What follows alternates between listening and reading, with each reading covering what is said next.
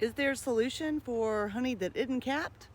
Good question. Well, I answered it last year, so I'll put it on the end.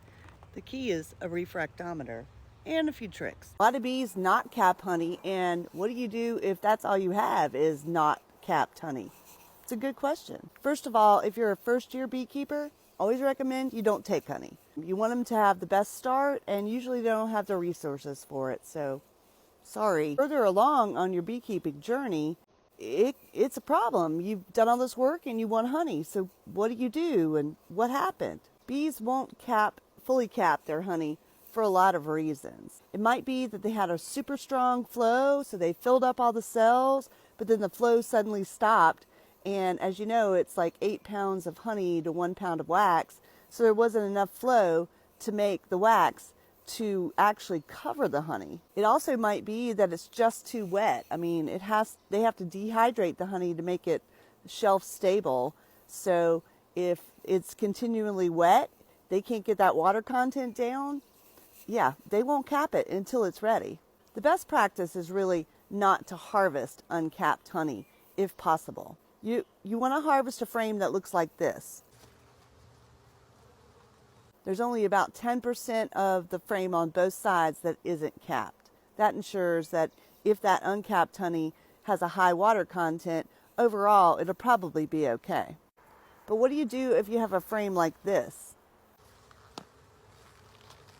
Obviously on both sides over 50% of the frame isn't capped, but there's honey inside. Well, there's several suggestions from the beekeeping community on what you do when you see uncapped honey if you want to harvest. You can do what they call the upside down shake test.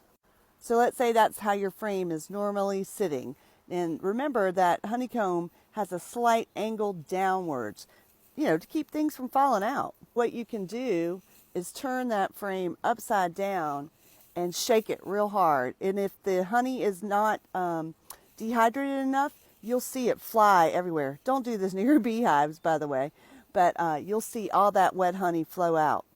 Some people say that then whatever's left in there is dehydrated enough to use it. But it's always good to check your uncapped honey and all your honey, if you can, with a refractometer. This is what one of those looks like, and you get it on Amazon for like $35, $40, something like that. You can calibrate this with olive oil at, I think it was 71.5 extra virgin olive oil.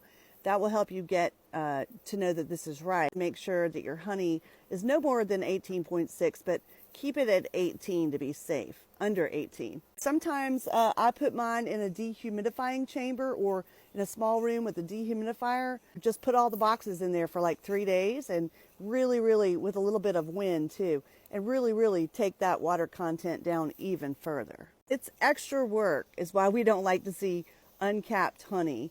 But it happens. Got to kind of be prepared. And once again, if you want to get a refractometer and want to know how to calibrate it, this is how I did it. Hope it helps. Science. I can smell the chemicals.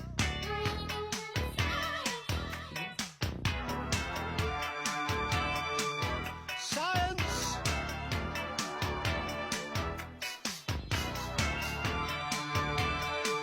Science. Hope it helps.